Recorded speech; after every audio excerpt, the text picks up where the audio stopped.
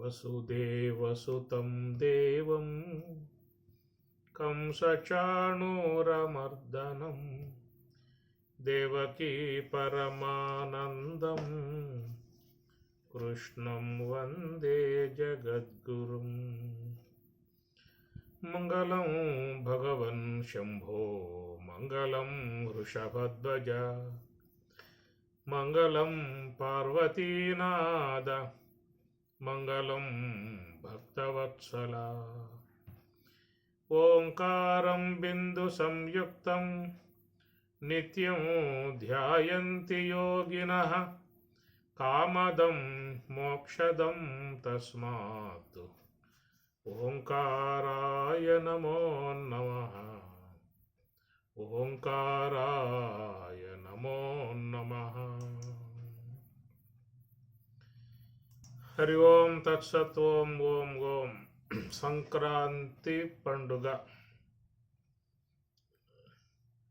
Town పోతే బయటపడే అవకాశాలు లేవు.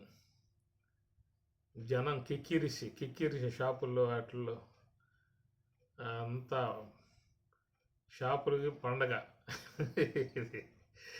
షాపుల వాళ్ళకి పండగ. కాబట్టి ఈ ప్రకారంగా అందరూ ఉత్సాహంగా, సంతోషంగా, ఆనందకరంగా ఇంటిల్లపాది పిల్ల జల్ల గొడ్డు గోద మొత్తం పరమానంద భరితులై సాగుతున్న విధానము ఈరోజు, రేపు, ఎల్లుండి కూడా ఈ పండగ వాతావరణం అద్భుతంగా సాగుతుంది. ఇందా పాడే ఆ పాట మీకు.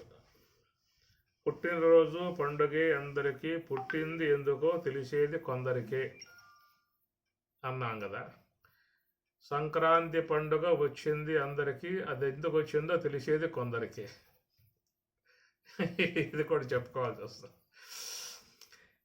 సంక్రాంతి పండుగ వచ్చింది, ఎందుకు వచ్చినట్లు, దేనికోసం వచ్చినట్లు, దాని కారణాలు ఏమిటి అనేటువంటివి చూస్తే 100కి 1 ఏమైనా తెలిసేమో అది కూడా సందేహమే.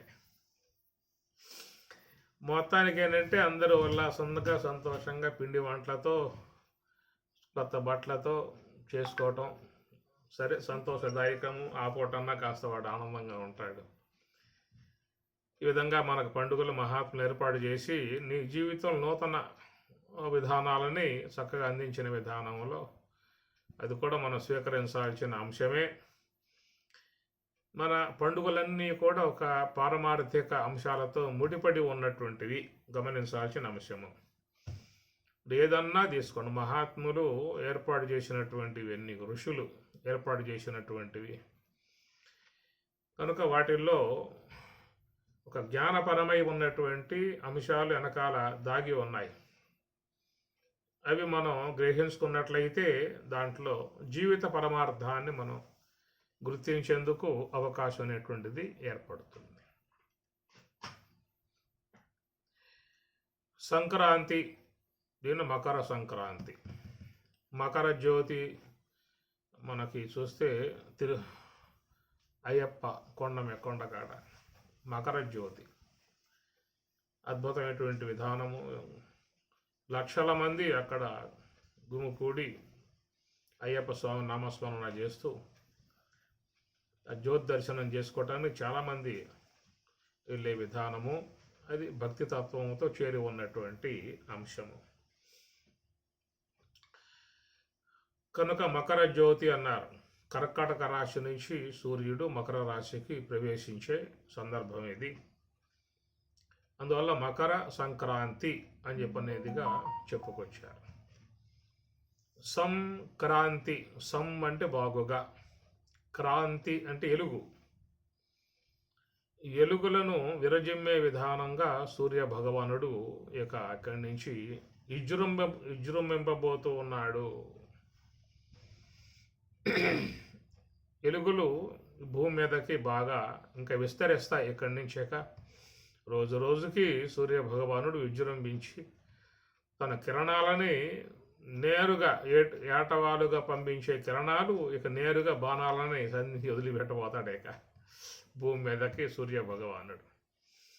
అందువల్ల మకర అని చెప్పారంటే మకర రాశిలో కర్కట రాశి నుంచి సూర్యుడు మకర రాశిలోకి ప్రవేశిస్తూ ఉండటం కారణంగా మకర సంక్రాంతి అనే పదంలో సం అంటే బాగుగా ఉపసర్గ, క్రాంతి అనే విషయముగా వెలుగులు ప్రసాదించే విధానం, దాన్ని మకర సంక్రాంతి పండుగ అన్నారు.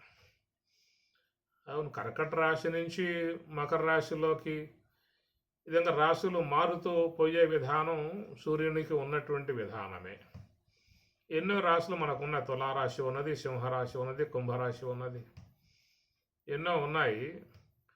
కానీ ఇక్కడ కర్కట రాశి నుంచి మకర రాశిలో ప్రవేశించే సందర్భం, దాన్ని మనం పండుగగా చేసుకుంటూ ఉన్నాం.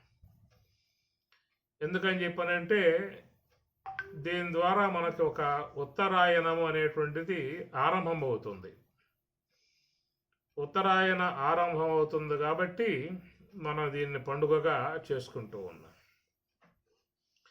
ఉత్తరాయణం వస్తే ఏమిటి నీకు పండుగ, దానివల్ల కలిగే ప్రయోజనం ఏమిటి అని చెప్పని అన్నట్లయితే, ఈ ఉత్తరాయణంలో ఎవరైతే శరీరాన్ని సాలిస్తారో వారికి మోక్షం అనేటువంటి సంప్రాప్తింపబడుతుంది అన్నారు. అది మరి ఈ విషయం మనకు ఎవరు చెప్పారు? ఉత్తరాయణంలో శరీరం సాలిస్తే వాళ్ళు మోక్షానికి పోతారనే విషయం ఎక్కడుంది అంటే భగవద్గీతలో 8వ అధ్యాయంలో స్వామి చెప్పారు. కాబట్టి ఈ యొక్క విశ్వంలో 2 విధములై ఉన్నటువంటి మార్గాలు ఉన్నాయని స్వామి చెప్పారు. ఎత్ర కాలే త్వనావృత్తిం ఆవృత్తిం చైవ యోగినః ప్రయాతా యాంతి తం కాలం వక్ష్యామి భరతర్షభ. ఎత్ర కాలే తు అనావృత్తిం ఆవృత్తిం చైవ యోగినః, ఏ కాలంలో ప్రయాణం చేస్తే జన్మకు రారో, ఏ కాలంలో ప్రయాణం చేస్తే జన్మకు వస్తారో అనేటువంటి విషయాన్ని గురించి నీకు చెప్పబోతున్నాను అని చెప్పని స్వామివారు ఆరంభం చేస్తారు. మీరు 8వ అధ్యాయాన్ని చూసుకోవచ్చు. శుక్లకృష్ణే గతి హ్యేతే జగతః శాశ్వతే మతే ఏకయాత్యనావృత్తిం అన్యయా వర్తతే పునః. శుక్లకృష్ణే, శుక్లము కృష్ణము, తెలుపు నలుపు అనేటువంటివి 2 ఉన్నాయా. ఈ 2 కూడా మరి చూస్తే ఒకటేమో శుక్ల విధానంగా ఉన్నటువంటిదేమో ఉత్తరాయణము అని, కృష్ణ విధానంగా ఉన్నదేమో దక్షిణాయనము అని. ఈ ప్రకారంగా 2 మార్గాలు ఈ జగత్తులో శాశ్వతముగా ఉన్నటువంటి విధానము. ఒక మార్గంలో పోయిన వాళ్ళు జన్మకి రారు, మరొక మార్గంలో పోయిన వాళ్ళు జన్మకు వస్తారు. ఇది మనకు ఉన్నటువంటి అంశం అన్నమాట. అంటే ఏమిటి? ఉత్తరాయణంలో ప్రయాణం చేసినటువంటి వాళ్ళకు మోక్షం వచ్చేస్తుంది. దక్షిణాయనంలో ప్రవేశించినటువంటి వారు తిరిగి మరల జన్మలకు వస్తారు అనేటువంటిది అంశం. అందుకయ మాకు పండగ అయింది ఇది అని చెప్పుకోవచ్చు ఎవరైనా. ఎందుకు ఈ విధంగా మీరు పండుగ చేసుకుంటున్నారు, దీని పరమార్థం ఏమన్నా ఉన్నదా అనేటువంటి విషయంగా డౌట్ ఎవరన్నా అడిగినట్లయితే మీరు ఈ విషయం చెప్పవచ్చు. అయ్యా ఎందుకు చేస్తున్నాము అనేటువంటిది పండగ అని చెప్పని అన్నట్లయితే, ఉత్తరాయణం ప్రవేశించింది, ఉత్తరాయణ పుణ్యకాలం ఇది.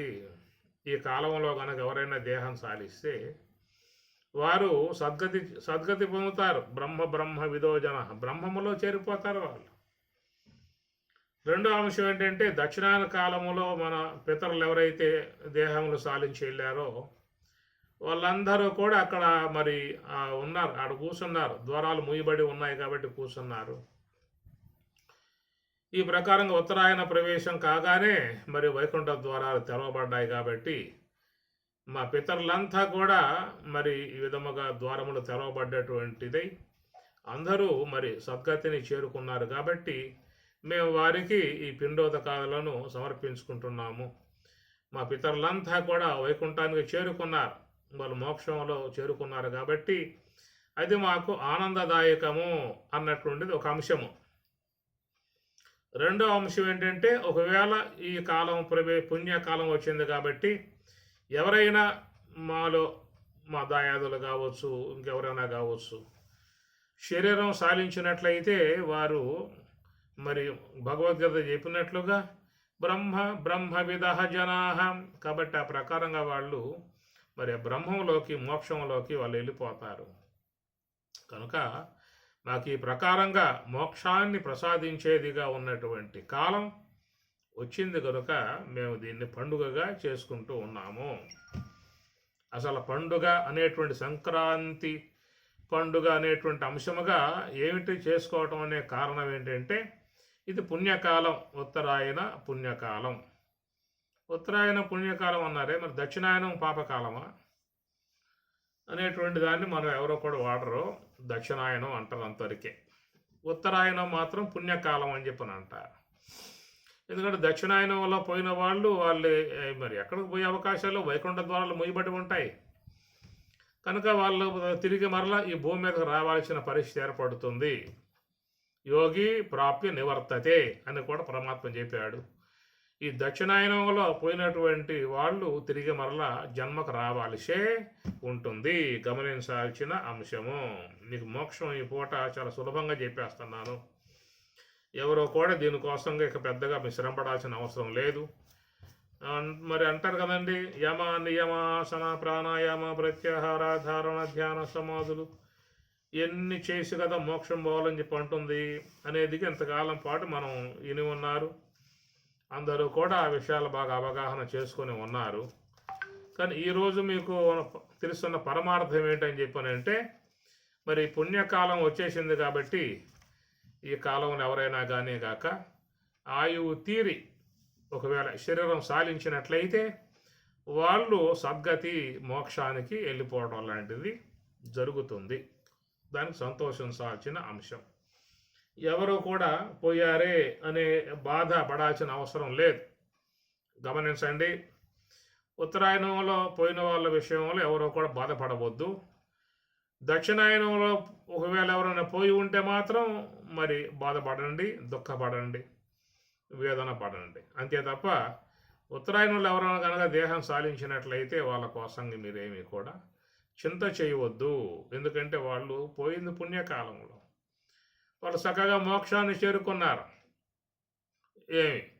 ఎలాంటి విధానంగా జ్ఞానం అవసరం లేదు, ధ్యానం అవసరం లేదు, యోగం అవసరం లేదు, గురోపదేశాలు అవసరం లేదు, ఏ గ్రంథ పఠనాలు అవసరం లేదు, పారాయణలు అవసరం లేదు, పూజలు అవసరం లేదు, యజ్ఞాలు అవసరం, యాగాలు అవసరం లేదు, ఏం అవసరం లేదు.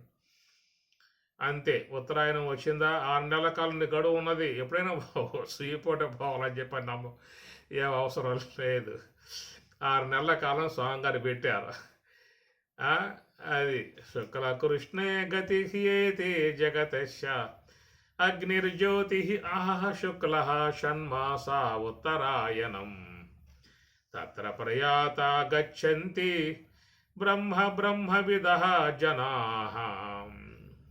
అందువల్ల అగ్ని జ్యోతి ఆహ శుక్ల ఈ ప్రకారంగా ఉన్న విశేషణాలతో ఉన్నటువంటి ఉత్తరాయణం షణ్మాస. అందువల్ల భగవంతుడు మనకేంటంటే ఇక్కడ చెప్పినటువంటి యొక్క సావకాశము స్పెషలిటీ 6 నెలల కాలంలో ఉన్నాయా, నువ్వు ఇష్టం ఎప్పుడేమో పోవచ్చు, ఈ పూట పొమ్మని చెప్పి అనటం లేదు. 6 నెలల కాలంలో ఎప్పుడు పోయినా కానీ నీకు ద్వారములు తెరవబడి ఉన్నాయి, మోక్షం నీకు హస్తగతం అయిపోతుంది అనేటువంటి విధానంగా అందరూ నమ్మారు కాబట్టి పండగ చేసుకుంటూ ఉన్నారు. ఈనాడు ఎవరు పండగ చేసుకోలేదు. ఎవరైనా పండగ చేసుకోకుండా ఉన్నారంటే రామ చైతన్య. ఇక్కడ ఎవడన్నా చేయి పెట్టడానికి మిగతా తిండ్లలో కమ్మగా చేసి పెట్టే వాళ్ళు ఉన్నారు కాబట్టి ఆనందంగా ఆరగించారు, తిన్నారు, సంతోషంగా ఉన్న విధానాలు. ఎందుకని చెప్పానంటే పండుగ పుణ్యకాలం, ఉత్తరాయణ పుణ్యకాలం వచ్చింది, సద్గతి ప్రాప్తి పొందింపజేసే కాలం వచ్చింది అనేటువంటి విషయంలో భారతదేశంలో ఉన్నటువంటి భారతీయులందరూ కూడా ఎంతో వైభవపేతముగా ఈ పండుగను నిర్వహించుకుంటూ ఉన్నారు. అది మనం చూస్తే కోస్తా తీరం అనగా అది కోనసీమ అంటారు. ఇక ఆ ప్రాంతంలో అయితే పండుగ, కోళ్ళ పందాలు, ఆ పందాలు, ఈ పందాలతో బాగా జనం చాలా ఉత్సాహంగా ఉండేటువంటి విధానాలు. సరే, అవన్నీ కూడా పండుగ వాతావరణము, అందరూ కూడా సంతోషంగా ఆనందంగా ఎక్కడెక్కడ ఉన్న బంధువులందరూ కూడా కలవటము, వాళ్ళతో మాట్లాడుకోవటము, చక్కగా పిండి వంటలు ఆరగించటము, కొత్త దుస్తులు ధరించటము, ఒక విధానమైనటువంటి అందరి కలయిక విధానాలలో సంతోషం పొందే విధానము. అది ఒక సామాజిక విధానములో కుటుంబ పరంగా ఉండేటువంటి అంశములుగా గ్రహించుకున్నట్లయితే, ఇక తాత్విక పరంగా పోయినప్పుడు ఏంటంటే మనకి మహాత్ములు చెప్పేటువంటి అంశము ఏమి, ఈ కాలంలో ఎవరైతే దేహం సాలిస్తారో వాళ్ళకి సద్గతి లభిస్తుంది అనేటువంటి అంశం మీద అందరూ ఉన్నారు. కానీ దాంట్లో ఉన్న పరమార్థం అనేది ఎంతమంది గ్రహించారో అది మనం అవగాహన చేసుకోవాల్సిన అంశము. కాబట్టి ప్రకారముగా ఉత్తరాయణము దక్షిణాయనము అనేటువంటి విషయంగా చూసినప్పుడు, సూర్యుడు ఇంతకాలంగా ఆయన 6 నెలల కాలంగా దక్షిణం వైపు ఆయన ప్రయాణం చేశాడు. దక్షిణ ప్రయాణం చేశాడు కాబట్టి మనకి ఆ కిరణాలు భూమి మీద ఏటవాలుగా పడతాయి. అందువల్ల ఈ భూమి చాలా చల్లగా మంచుగడ్డలతో బాగా ఉండే విధానం అంతా ఉంటుంది. దక్షిణాయనంలో వర్షాలు కానీ శీతాకాలం కానీ అన్నీ కూడా ఉంటాయి. ఇక ఉత్తరాయణం అనేటువంటిది ఏంటంటే సూర్యుడు భూమి మీదకి నిటారుగా రాబోయే కాలం కాబట్టి దీన్ని ఉత్తర భాగంగా ప్రయాణం చేస్తాడు. ఇక దక్షిణ భాగంలో ప్రయాణం చేసిన సూర్యుడు ఉత్తర భాగం వైపు ప్రయాణం చేసే విధానం వస్తుంది. దీన్నే కాలమాన విధానాలలో దక్షిణ అయనము ఉత్తర అయనం అనేటువంటిదిగా పేర్లు పెట్టారు. ఇది ఈ యొక్క జగత్తులో సర్వేశ్వరుడు ఏర్పాటు చేసినటువంటి అంశము. అది ప్రతి సంవత్సరము కూడా మనకి ప్రకారంగా ఉత్తరాయణము దక్షిణాయనం నడుస్తూ ఉంటాయి. 6 మాసాలు 12 మాసాలతో నడిచే విధానము ఈ యొక్క మార్గ విధానము. కాబట్టి దీనికి పారమార్థికంగా చెప్పిన అంశం ఏంటంటే, మరి ఉత్తరాయణం అని చెప్పి అన్నప్పుడు ఉత్త అంటే పైకి, ఉత్తు అయనం ఉత్తరాయణం అని అర్థం. దక్షిణాయనం దక్షతి పరకార్యం శీఘ్రం కరోతి ఇది దక్షిణం అని ఉత్పత్తులు కూడా చెప్పుకొచ్చారు. దక్షతి పరకార్యం శీఘ్రం కరోతి అన్నారు. దక్షిణాయనం అంటే ఏమిటయ్యా అంటే, అయనం అంటే ప్రయాణం. దక్షిణం అనే దానికి ఏం చెప్పారు, దక్షతి పరకార్యం శీఘ్రం కరోతి దక్షిణాయనం. పరకార్యం, పర అంటే వేరు, తనకంటే వేరుగా ఉన్నటువంటి, తనకంటే వేరుగా ఉన్నటువంటి ఏమిటి, అనాత్మ, స్థూలదేహము సూక్ష్మదేహము కారణదేహం అనబడేటువంటి అనాత్మ అనేటువంటిదంతా కూడా తనకంటే వేరుగా ఉన్నటువంటిది. తాను అనగా ఆత్మ, సచ్చిదానంద స్వరూపుడే ఉన్నటువంటి బ్రహ్మమే తాను. తనకంటే అన్యముగా ఉన్నటువంటి ఏమిటంటే ఈ 3 దేహాలు. ఆ దేహాలలో దేహ సంబంధమై ఉన్న ఇంద్రియాలు గోళకాలు ఇవన్నీ కూడా చేరి ఉన్న విధానము. మనం నిరంతరంగా చేస్తున్న పని ఏమిటంటే ఆత్మ యొక్క స్థితి జారిపోయి ఆత్మ ఉనికి లేకుండగా, ఆత్మస్థితి లేకుండగా అనాత్మతో పూర్తిగా మనం చేరిపోయి ఉన్నాం. అనాత్మ సంబంధంలో మన వ్యవహారం అంతా కొనసాగుతూ ఉన్నది. నిరంతరముగా జరుగుతున్నటువంటి విధానం ఏంటంటే, మరి అందరిది అనాత్మ యొక్క సంబంధమై ఉన్న దాంతో అనుబంధాన్ని పెంచుకున్నాము. ఇట్లా జ్ఞానేంద్రియములు కర్మేంద్రియములు అంతరేంద్రియాలతో చేరి ఉన్న సూక్ష్మదేహం, ఆ సూక్ష్మదేహము నుండి గోళకాత్మికమై ఉన్నటువంటి స్థూలదేహం, ఈ ప్రకారంగా మరి ఈ అనాత్మతో మన వ్యవహారం కొనసాగుతూ ఉన్నది. పుట్టిన మొదలు ఇంతవరకు కాదు, మరణ పర్యంతం వరకు మరి అందరి జీవితాలు అనాత్మతోనే సంబంధం పడి కొనసాగుతూ ఉన్నాయి. ఈ విశ్వంలో ఒక మానవులే కాదు, దాదాపుగా సకల జీవులు అని చెప్పుకోవచ్చు, అన్నీ కూడా అనాత్మతోనే అనుసంధానం ఉన్నాయి. అట్లా ఈ మానవుడు కూడా మరి అనాత్మ ఇతర జీవులతో పాటు అనాత్మతోనే సంబంధం కలిగి ఉన్నాడు. ఆహార నిద్ర భయమైథునాని సామాన్యం ఏతతు పశుభిః నరాణాం అని పరమాత్మ అన్నమాట. ఇట్లా ఆహార నిద్ర భయమైథునము అనేటువంటి అంశాలతోనే అన్ని జీవులు నడుస్తున్న విధానంగానే మానవుడు కూడా అదే ప్రకారంగా పోతూ ఉన్నాడు.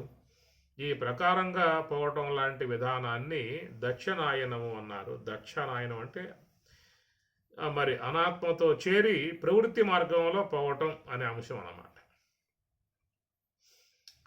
ఇది దక్షిణాయనం. అందరూ కూడా దక్షిణాయనంలోనే ఉన్నారు.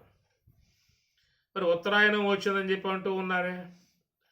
ఉత్తరాయణం అనేటువంటిది సూర్య భగవానుడి యొక్క విధానం. అది సర్వేశ్వరుని యొక్క శరీరంలో ఏర్పడ్డటువంటి యొక్క అంశము.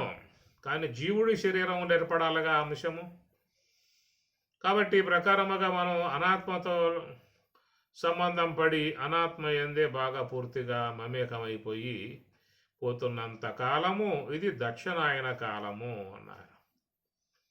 ఏం చెప్పుకున్నాం? దక్షతి పరకార్యం శీఘ్రం కరోతి. శీఘ్రం ఎమ్మటే అనాత్మలోకి పోవటం అంటే ఏం ఆలస్యం ఉండదు. అది నివృత్తి మార్గంలో పోవాలంటే ఎంతో ప్రయాస, కష్టము, కాలు నొప్పులు, నిద్ర, ఆలోచనలు అన్నీ వచ్చి కూర్చుంటాయి. ఊర్ధ్వ ప్రయాణం, ఉత్తు అయనం, ఉత్తు అయనం ఉత్తరాయణం, ఉత్తర అయనం ఉత్తరాయణం. ఉత్తు అంటే పైకి, ఉత్తర అయనం, అయనం అంటే ప్రయాణం, ఉత్తు అంటే పైకి, పైకి పోయే ప్రయాణం. ఏమిటంటే పైకి పోయే ప్రయాణం ఏంటంటే ఎప్పుడే పైకి పోవాలా అనేది ఆలోచన వస్తుంది ఏమంటే. కాబట్టి ఆ పైకి పోవటం ఎప్పుడో ఉందలే, అందరికీ ఉన్న విధానం అది. అది ఈశ్వరుడు చూసుకుంటాడు, మనకు అవసరం లేదు అది పైకి పోయే విధానం. కానీ ఇక్కడ మోక్ష విషయంగా మాట్లాడుకుంటున్నాం కాబట్టి దీని విషయంలో మనం చెప్పుకోవాల్సి ఉంటుంది. అందువల్ల ఉత్తు అయ్యనం అని చెప్పి అన్నప్పుడు, ఉత్తు అని చెప్పనంటే ఊర్ధ్వ ప్రయాణము, అదే నివృత్తి మార్గము అన్నారు. ఉత్తు అంటే పైకి అనగా మనస్సుని మరి చక్కగా ఏకాగ్రం చేసి ఏ సంకల్పములు లేకుండా నిశ్చలముగా పెట్టమని స్వామి చెబుతున్న మాట. తత్ర ఏకాగ్రం మనః కృత్వా, తత్ర ఏకాగ్రం మనః, మనస్సుని ఏకాగ్రముగా ఉంచాలి అంటూ ఉన్నాడు. యుంజన్నేవం సదాత్మానం యోగి విగత కల్మషః, సుఖేన బ్రహ్మ సంస్పర్శం అత్యంతం సుఖం అశ్నుతే, అత్యంతం సుఖం అశ్నుతే. ఏమి యోగి యుంజీత సతతం, యోగి ఎగువాడు సతతం ఎల్లప్పుడూ కూడా ఉత్తు ఆ పై మార్గంలో ఉండాలని చెప్పిన పరమాత్మ అంటూ ఉన్నాడు. ఆత్మానం రహసి స్థితః ఏకాకీత చిత్తాత్మా నిరాశి అపరిగ్రహ బ్రహ్మ సంస్పర్శ. ఇది స్వామి చెప్పే మాట. భగవద్గీత అంతా చూస్తే అది ఉత్తరాయణాన్ని బోధిస్తుంది. దక్షిణాయనంలో పొమ్మని గీత బోధించటం వల్ల, ఎందువల్ల చెప్పేదేమో దక్షిణాయన పొమ్మని చెప్పని అందరికీ కూడా స్వాభావికముగా నిర్మాణంలో వచ్చేసింది కదా. ప్రకృతి ఇచ్చినటువంటి విధానం, ఈ ప్రవృత్తి విధానం ప్రకృతి ప్రసాదించింది. నివృత్తి విధానం భగవంతుడు తెలియజేశాడు. అది కాబట్టి పుట్టుకతో మరి అందరికీ కూడా ఆ వ్యతృణత్తు నిర్మాణం చేయబడింది అన్నది ఉపనిషత్తు. కాబట్టి ప్రకారముగా సర్వేంద్రియములు కూడా మరి అనాత్మ వైపుకి పోయేటువంటి విధానాలే వాటిల్లో ఉన్నాయి. ఎందుకంటే అనాత్మ సంబంధమై ఉన్నటువంటి ఇంద్రియాలు అనాత్మ వైపుకే పోతాయి. ఎందుకు? అవన్నీ అనాత్మ యొక్క సంబంధమై ఉన్న వస్తువులు. ఇప్పుడు జ్ఞానేంద్రియాలు చేసుకోండి, శ్రోత్రం, త్వక్కు, చక్షువు, జిహ్వ, గ్రాణం, ఇవన్నీ ఏమిటి? అనాత్మ ప్రకృతి నుంచి ఏర్పడేటువంటి వస్తువులు ఇవి. అటే పోతాయి. ఆకాశం నుంచి పుట్టినటువంటి శ్రోత్రేంద్రియం ఆకాశం వైపుకే పోతుంది. అట్లా వాయువు నుంచి ఏర్పడేటువంటి త్వగేంద్రియం వాయువు వైపుకే పోతుంది. అగ్ని నుండి ఏర్పడేటువంటి నేత్రేంద్రియం అగ్ని వైపుకే పోతుంది. ఎందుకంటే అవన్నీ అనాత్మ వస్తువులు, అనాత్మ నుండి పుట్టాయి. కాబట్టి పంచభూతాల నుంచి పుట్టాయి కాబట్టి అవి పంచభూతాల వైపుకే ప్రయాణం చేస్తాయి తప్ప ఇంకో వైపు ప్రయాణం చెయ్యవు. వాటి స్వతసిద్ధ విధానం వాటికి అట్లాగే ఉన్నది. అందుచేత ఈ అనాత్మ సంబంధమై ఉన్నటువంటివి ఏమవుతాయి చెప్పండి? అవి అనాత్మ నుంచి వచ్చాయి కాబట్టి అనాత్మ వైపుకే పోతాయి. మనం చేయాల్సింది ఏమిటి? నేను అనాత్మ వస్తువు కాదుగా నేను అహం నేను అనేటువంటిది అనాత్మ వస్తువా? మనం అనాత్మ వస్తువు ఉన్నట్టయితే అనాత్మ వైపుకి పోవాల్సి ఉంటుంది. అనాత్మ వస్తువును కాదు, నేను అనాత్మకు సాక్షిగా ఉన్నటువంటి చైతన్యాత్మికమై చైతన్య స్వరూపుడనై స్వప్రకాశ స్వరూపుడనై ఆనందాత్మక స్వరూపుడనై ఉన్నటువంటి నేను. కనుక నేను నా వైపుకు పోవాలి. అనాత్మ సంబంధమై ఉన్నటువంటి ఇంద్రియాదులు అనాత్మ వైపుకు పోతాయి. నేనేడు పోవాలి? నేను అనాత్మనా? నేననేది కేవలం శుద్ధ చేతనము. స్వామి చెప్పారు కదా భగవద్గీతలో, నత్వేవాహం జాతు నాశం నత్వం నేమే జనాధిపాహ నైవ న భవిష్యామః సర్వే వయం అతః పరం త్వం నీవు అహం నేను ఇమే జనాధిపాహ. అందరూ కూడా బ్రహ్మస్వరూపులము అన్నాడు స్వామివారు. అది త్వం నీవు అహం నేను. సమానత్వం ఇది, సమసత్తాత్వం ఇది. సమసత్తలు అంటారు. పృచగాత్మ, పరమాత్మ, బ్రహ్మము, ఈ మూడు కూడా సమసత్త, సత్తాత్వం, పారమార్థిక సత్త. అట్లాగా మరి త్వం నీవు అన్నప్పుడు, అహం నేను అన్నప్పుడు, ఇమే జనాధిపాహ అన్నప్పుడు ఏమి అర్థం తీసుకోవాలి? లక్ష్యార్థం. త్వం నీవన్నప్పుడు పృచగాత్మ, అహం నేనన్నప్పుడు బ్రహ్మము, ఇమే జనాధిపాహ అన్నప్పుడు పృచగాత్మ. కాబట్టి ప్రకారంగా అందరం కూడా ఒకే ఒక్క స్వరూపలమై ఉన్నామనే మాట స్వామి చెబుతున్నారు. అలాగా నేననగా బ్రహ్మము. అందువల్లే ఆ బ్రహ్మము యొక్క లక్షణాలతో జీవిస్తూ ఉన్నాం మనం. బ్రహ్మం నిత్యమై ఉన్న వస్తువు కాబట్టి నేను ఎల్లప్పుడూ ఉండాలి అని చెప్పి అనుకుంటాడు. బ్రహ్మము స్వప్రకాశమై ఉన్నది కాబట్టి అంధకారంలో ఎవరో కూడా ఇష్టపడరు, అంధకారం ఇష్టపడరు. అందరూ ఆనంద స్వరూపులై ఉన్నారు కాబట్టి ఆనందాన్ని అందరూ అపేక్షించే వాళ్ళుగా ఉన్నారు. కాబట్టి ఈ ప్రకారముగా నేను బ్రహ్మము అనేటువంటి విషయంగా ఉన్నప్పుడు నేను నా వైపుకు పోవాలి. నేను నా వైపుకు పోవాలి.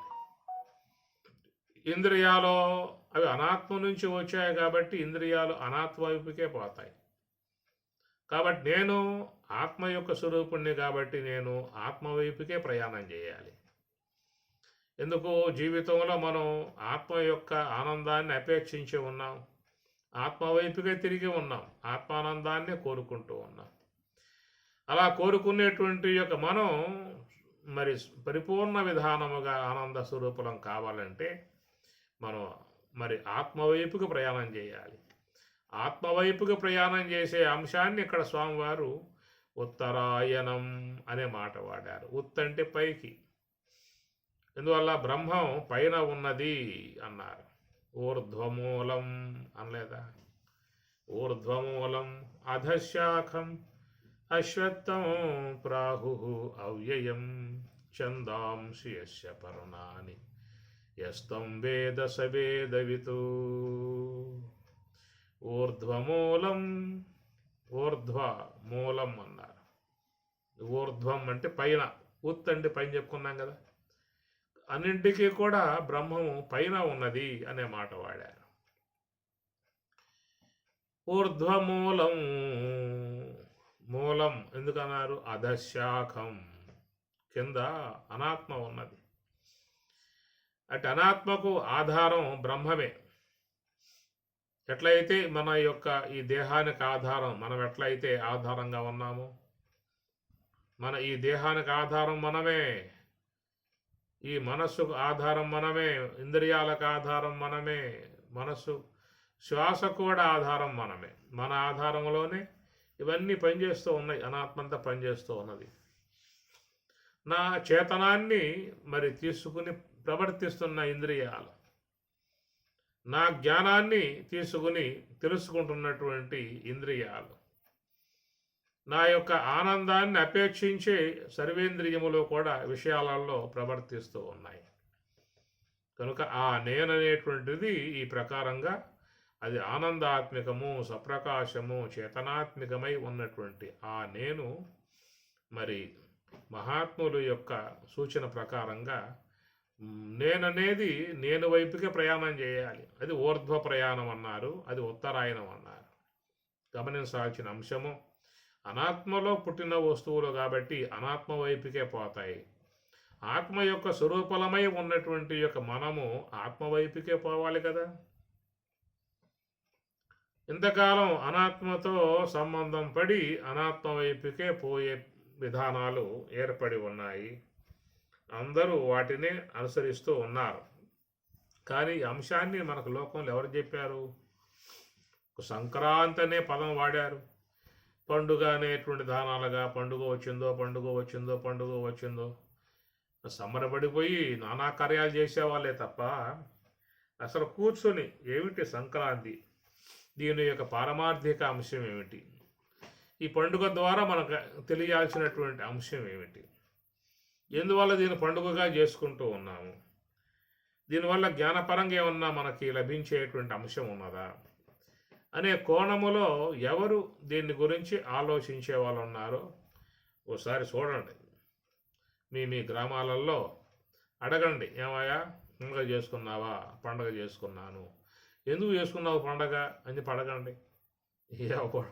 చెప్పండి. పండగ అందరూ చేసుకున్నారు, మేము చేసుకున్నాము, నేను ఒక్కడే చేసుకున్నానా? నా ఇంట్లోనే పండగ, అన్ని ఇళ్ళలో పండగ చేసుకోలేదా? అందరూ చేసుకున్నారు, నేను చేసుకున్నాను. ఇది మీకు వచ్చే సమాధానం తప్ప దాని గురించి ఏమీ కూడా మాట్లాడే దానాలే ఉండవు. ఈ ప్రకారంగా పరమార్థాన్ని చూసినట్లయితే ఇప్పుడు మనం చెప్పుకున్నట్లుగా దక్షిణాయనము, ఉత్తరాయణము. దక్షిణాయనం ఏం చెప్పుకున్నాం? దక్షతి పరకార్యం శీఘ్రం కరోతి. కనుక ఇంద్రియాలతో సంబంధం పడి చాలా వేగంగా పోయే తత్వం మనలో వచ్చేసింది. శీఘ్రం ఏమి శీఘ్రం కరోతి. ఎంత శీఘ్రము అని చెప్పనంటే రెప్పపాటు కాలములో అనాత్మలో ఉంటాం. కానీ ఆత్మ విషయంలో ఏమన్నా శీఘ్రత్వం ఉందా అంటే మందకొడి. ఆ వైపు పోవాలంటే చాలా ప్రయాసపడాల్సిన పరిస్థితి ఏర్పడిపోయింది. కారణం ఏంటంటే ఈ అనాత్మతో పొయ్యి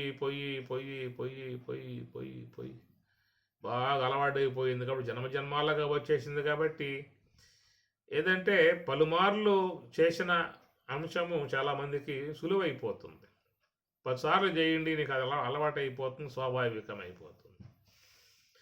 ఆ ప్రకారంగా ఎంతో కాలంగా జరుగుతున్న విధానం కాబట్టి ఎవరికి కూడా శ్రమ అనేటువంటిది లేదు కనుక శీఘ్రం అని అన్నారు. ఉత్తరాయణం అనే దాంట్లో నీకు శీఘ్రం అనే పదం అక్కడ వాడలే స్వామివారు. ఉత్తరాయణం అనే పదం ఉత్తు తరంతీతి ఉత్తరం అనే అన్నారు తప్ప శీఘ్రం అనే పదం వాడల. దక్షతి పరకార్యం శీఘ్రం అన్నారు ఇక్కడ. ఎందుకంటే మనకి ఈ నివృత్తి మార్గం శీఘ్రం అంటానికి అవకాశాలు లేవే. ఎవడబోతున్నాడు? ఉత్తరాయణ ఉత్త మార్గం ఊర్ధ్వగామి ఎవరు పోతున్నారు? అలవాటు లేదు కదా. ఈ పూట ఏదో స్వామివారు చెప్పారు కాబట్టి వారి మాటల మీద విశ్వాసంతో ఈ ఉత్తర ప్రయాణం చేద్దామని కూర్చున్నాం. అలవాటైపోయి ఉన్న విధానం కాబట్టి ఎవరో కూడా అంత త్వరగా ప్రయాణం చేయడానికి అవకాశాలు లాంటివి ఉండవు. ఏమి అలవాటు లేదు కదా. ఎంతో కాలముగా ఎన్నో జన్మలుగా ఒక వరవడి, ఒక ప్రవాహం అనిశ్చితముగా సాగిపోతున్నది. స్వాభావికమైపోవటం కారణంగా ఈ దక్షిణాయనంలో పోయే విధానాలు బాగా అనాత్మ వైపుకు పోవటం. దక్షిణాయనం అంటే అనాత్మ వైపుకు పోవటం, విషయాల వైపుకు పోవటం, ఈ జన్మ పరంపరలుగా పోవటం, సాంసారిక విధానాలుగా పోవటం చాలా వస్తాయి. ఇవన్నీ కూడా ప్రవృత్తి విధానంలో చేరి ఉన్నటువంటివి కాబట్టి వాటికి బాగా అలవాటు పడి ఉన్నాం కాబట్టి అది మనకు శ్రమని పెంచటం లేదు. ఏదైనా ఒకటే పలుమార్లు చేసి దాన్ని స్వాభావికముగా తెచ్చుకున్నాము అని చెప్పనంటే అదే నీలో మరి అనిశ్చితముగా ప్రవర్తించే విధానం ఏర్పడుతుంది. అది పలుమార్లు చేయాలి. దాన్ని స్వామి చెప్పిన మాట అభ్యాసం అభ్యాస వైరాగ్యాభ్యాం పతంజలి అభ్యాసేనతు కౌంతేయ పరమాత్మ. ఈ ప్రకారంగా మనకి లేదు, అది అలవాటు లేదు కాబట్టి ఈ ప్రవృత్తి మార్గం వైపుకు పోవటమే అలవాటైపోన్న విధానం కనుక వాస్తవికంగా చూస్తే మనం ఉన్నది దక్షిణాయనంలోనే ఉన్నాము. ఎంతకాలమైనా మనం ఉన్నది దక్షిణాయనమే. అది ఇది పారమార్థిక అంశాలలో, వ్యావహారికం కాదు. వ్యావహారిక అంశాలలో ఉత్తరాయణం దక్షిణం రెండు కూడా వస్తూ ఉంటాయి. సూర్యుని యొక్క గమనం ప్రకారంగా దక్షిణం వైపు ప్రయాణం చేసి దక్షిణాయనం అంటాం. అయినం అంటే ప్రయాణం.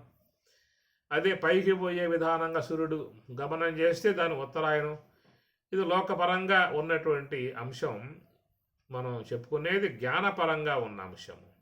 భగవద్గీతలో స్వామి చెప్పింది జ్ఞానపరంగా ఉన్నటువంటి అంశము కనుక దానికి స్వామివారు విశేషణాలుగా చెప్పుకొచ్చినటువంటి అగ్ని జ్యోతి ఆహా శుక్ల షణ్మాసా ఉత్తరాయణం అన్నారు.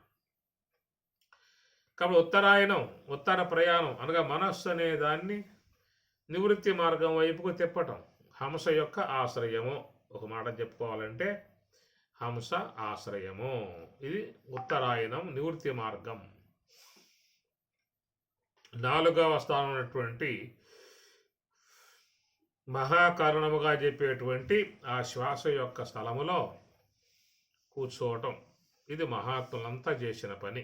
లోకంలో ఎవరైతే మహాత్ములుగా పిలుస్తూ ఉన్నామో వాళ్ళందరూ కూడా ఈ మార్గం ద్వారానే ప్రయాణం చేశారు. ముక్కులో నగాలి ముక్తికి త్రోవరా అన్నాడు వేమన.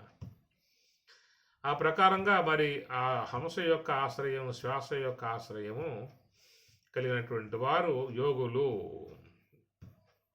నివృత్తి పరులు అన్నారు. ఈ ప్రకారంగా మనసు అనే దాన్ని హంస యొక్క ఆశ్రయంలో ప్రవేశించి నివృత్తి మార్గంగా పోయేటువంటి వాళ్లకు విశేషణాలుగా స్వామి చెప్పుకొచ్చారు. ఇక్కడ ఇవి గమనించాల్సిన అంశం. అగ్ని జ్యోతి ఆహ శుక్ల అన్నారు. అగ్ని అన్నారు. ఈ అగ్నినే భగవంతుడు గీతలో ఆత్మాగ్ని అన్నాడు, బ్రహ్మాగ్ని అన్నాడు, జ్ఞానాగ్ని అన్నాడు, అనేక పేర్లు పెట్టాడు. ఆత్మ సంయమ యోగాగ్నౌ, ఆత్మ సంయమనం, మనస్సుని సంయమనం చేయటం వల్ల కలిగేది ఆత్మాగ్ని అని పదం వాడారు. ఏమి బ్రహ్మాగ్నౌ బ్రహ్మణాహుతం, బ్రహ్మాగ్నౌ ఒక సందర్భంలో స్వామివారు బ్రహ్మాగ్ని అన్నారు. జ్ఞానాగ్ని దగ్ధ కర్మానం, జ్ఞానాగ్ని దగ్ధ కర్మానం, మరొకసాట జ్ఞానాగ్ని అన్నారు. ఈ అగ్ని ఎప్పుడు ఏర్పడుతుంది అనే మాట చూస్తే ఉత్తరాయణం. ఎవరైతే మనస్సుని ఇక పైకి తీసుకుపోయే విధానంగా చేస్తారో, సర్వ సంకల్పాల నుంచి దాన్ని వేరు చేసి ఇక నిశ్చలపరచి దాన్ని ఇక మరి ఒక మార్గంలో తీసుకుపోవాలి. దాన్ని నివృత్తి మార్గం అన్నాము. తత్రైకాగ్రం మనఃకృత్వా, ఇది ఉత్తరాయణం స్వామి చెప్పిన మాట. భగవద్గీత ఉద్దేశమే ఉత్తరాయణ ప్రయాణము.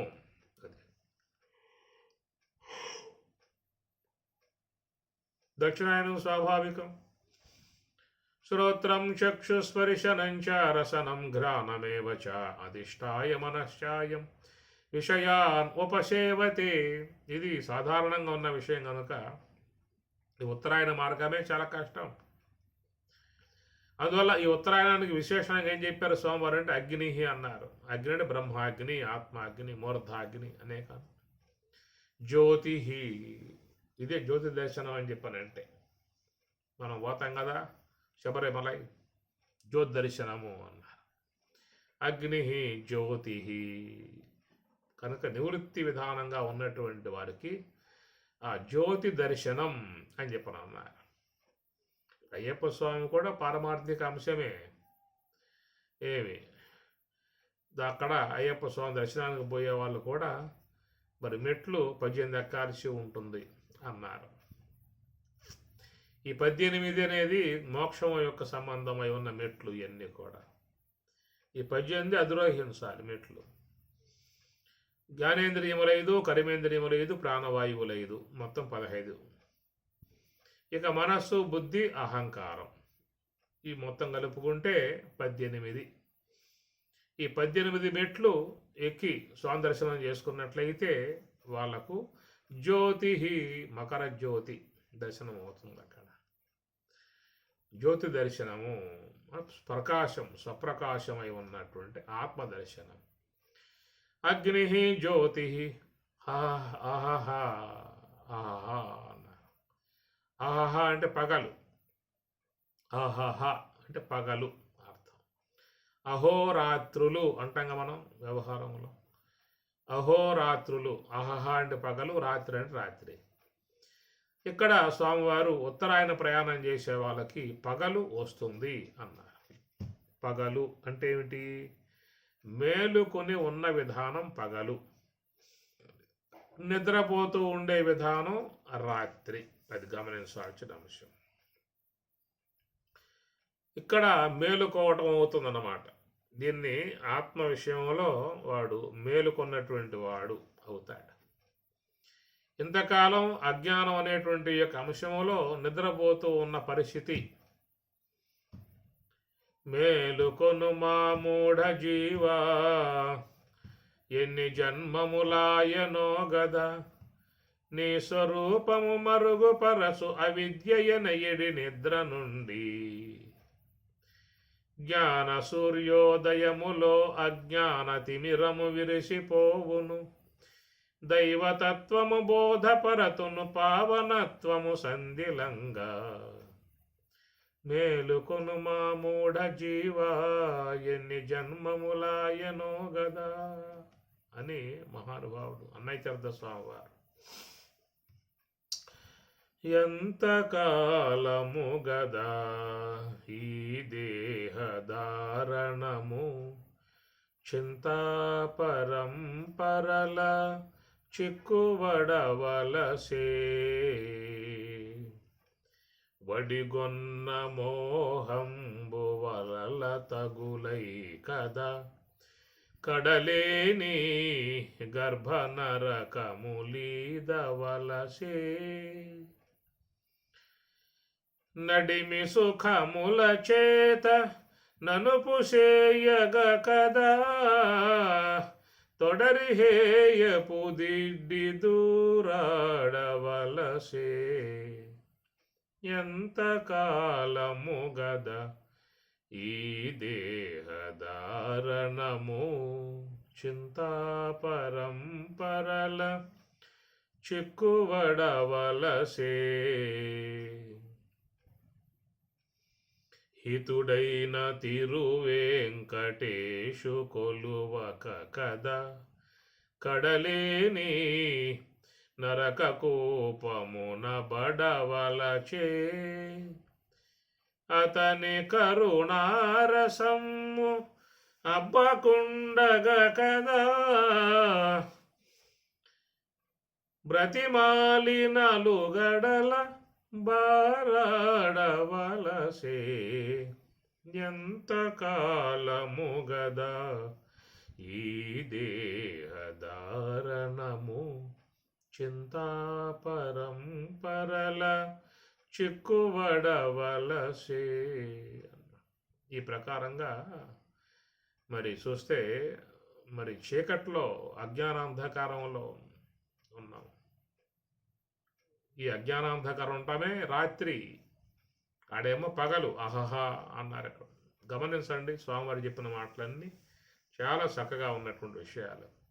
కనుక ఇది అహహా అంటే ఉత్తరాయణ ప్రయాణం చేసే వాళ్ళకి ఏమవుతుంది? అహహా పగలు అంటే ఏమిటి? మేలుకున్నాడు వాడు. జ్ఞాన సూర్యోదయములో మరి అజ్ఞానం అంతా పోగొట్టుకుని మేలుకొన్న విధానము అది. ఉత్తిష్టత జాగృత ప్రాప్య వరాన్ని బోధత అని కాటకవల్లి చెబుతున్నమాట. క్షురస్య దారానిశితా దుర్గం తత్కవయో వదంతి, ఉత్తిష్ట జాగృత, ఉత్తిష్ట లే, జాగృత మేలుకొనుము ఉపనిషత్తు బోధిస్తూ ఉన్నది. కాబట్టి ప్రకారంగా మరి ఆ ఉత్తరాయణ ప్రయాణం ఎవరైతే చేసిన విధానం ఉన్నదో వారు అజ్ఞాన అంధకారము నుంచి బయటపడ్డ విధానము, వాళ్ళు మేలుకొన్న విధానం, స్వరూప విషయంలో మేలుకొన్నారు. అది తన స్వరూప అనుభవం పొందడమే మేలుకోవటం, తానెవరో తెలియకుండా ఉండటమే నిద్రపోవటం. అన్యదా గృణత స్వప్నః నిద్రాతత్వం అజానతః విపర్యాసేతయో క్షీణే తురీయం పదమశ్నుతే అని గౌడపదాచార్యుల వారు నిద్రాతత్వం అజానతః అన్నారు. గౌడపదాచార్యుల వారు తత్వం యథార్థమును నీ యొక్క స్వరూప విధానం తెలియకుండా ఉండటమే నిద్ర అన్నాడు. నిద్రాతత్వం అజానతః విపర్యాసే తయోక్షీణే తురీయం పదమశ్నుతే. ఎవరు తురీయం 4వ అనుభవమగు ఆత్మానుభవాన్ని పొందుతారో వారికి తయోహ క్షీణే ఆ 2 కూడా పోతాయి అన్నాడు.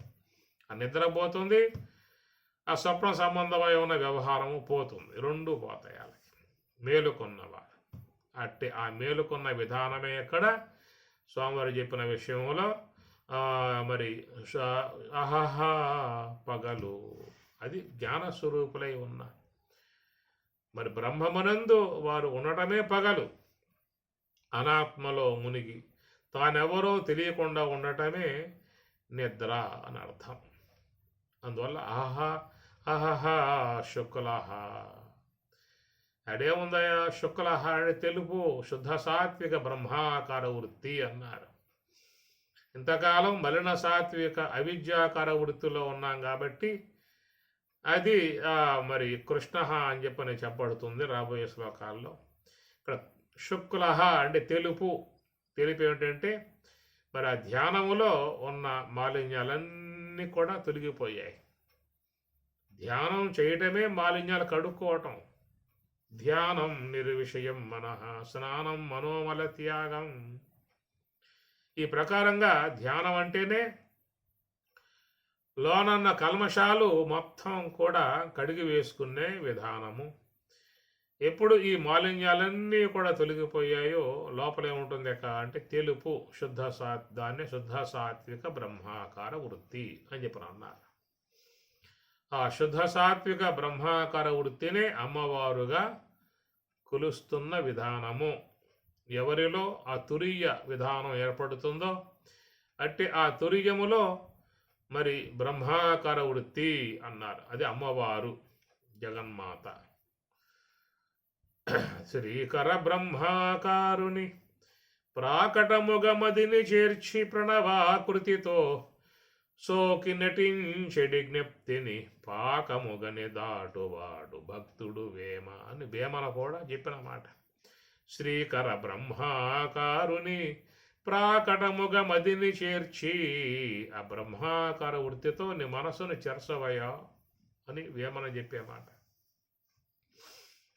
అది మహాత్ములు ఆ స్థితిలో ఉంటారు. యోగ సమాధి అన్నారు. అది తురీయము 4వ అనుభవం. ఆ యోగ సమాధి రావాలంటే ఎంతో ప్రయాస చేయాలి, ప్రయత్నం చేయాలి. ప్రయత్నాత్ యతమానః తు యోగి సంశుద్ధ కిల్బిషః. ప్రయత్నాత్ యతమానుడై ప్రయత్నం చేసినట్లయితే సంశుద్ధ కిల్బిషః సమస్త పాపాలన్నీ కూడా తొలగింపబడతాయి అన్నారు.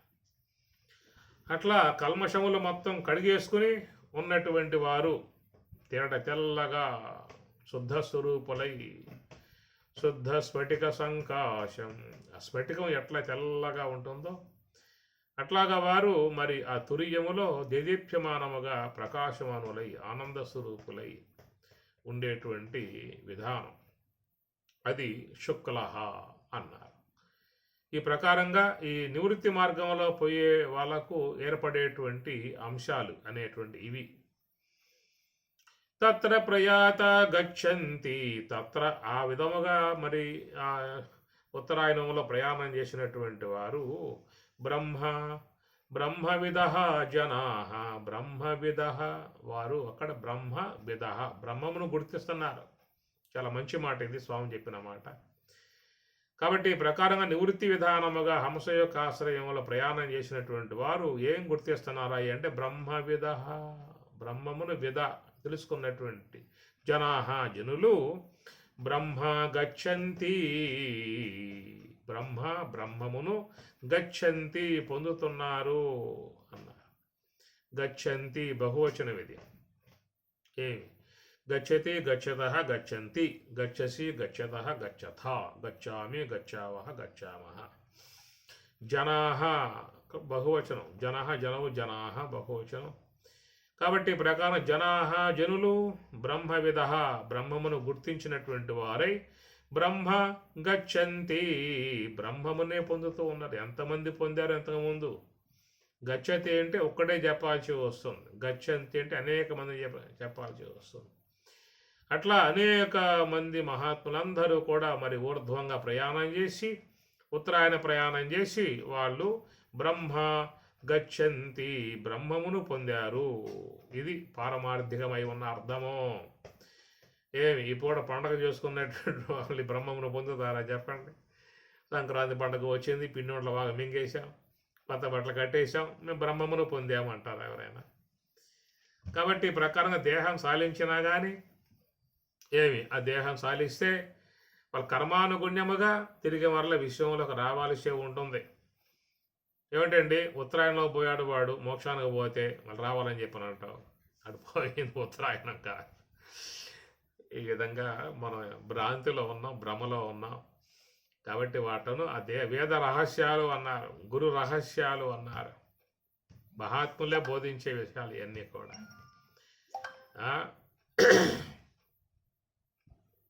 గూఢార్థము ఘనుడెరుగును మూఢాత్ముండే మెరుగు మనశన వేలన్. గూఢార్థము ఘనుడెరు అంటాడు వేమన. గురువులు తమ ప్రియ శిష్యులకున్ పరమరహస్యం గురువులు తమ ప్రియ శిష్యులకున్ పరమరహస్యములు తెలియబలు కుదురు అచల స్థిర కళ్యాణం వెయ్యది పురుషులకును నిశ్చయించి బోధింపదగన్. గురువులు తమ ప్రియ శిష్యులకున్ పరమరహస్యములు తెలియబలు కుదురు అన్నాడు భాగవతంలో. ఇలాంటివన్నీ కూడా ఈ పరమరహస్యాలు. ఇది ఒక మరి జగద్గురు లక్ష్మణార్యులు మహానుభావుడు అందరికీ చక్కటి విషయాలని అందించిన విధానములో మనం ప్రయాణం చేస్తున్నటువంటిది ఆ మహానుభావుడు నమస్కారం తెలియజేసుకుంటూ ఉన్నాము.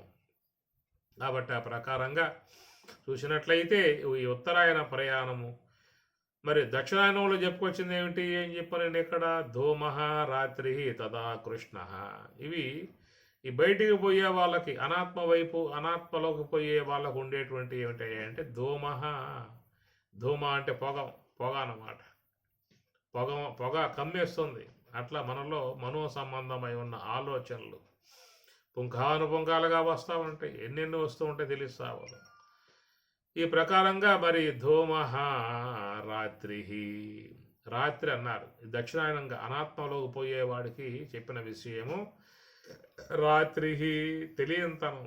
ఎందుకు పుట్టామో తెలియదు, ఎందుకు వచ్చామో తెలియదు, ఏం చేసుకోవాలో తెలియదు, ఏం చేసుకుంటే ఏం లభిస్తుందో తెలియదు.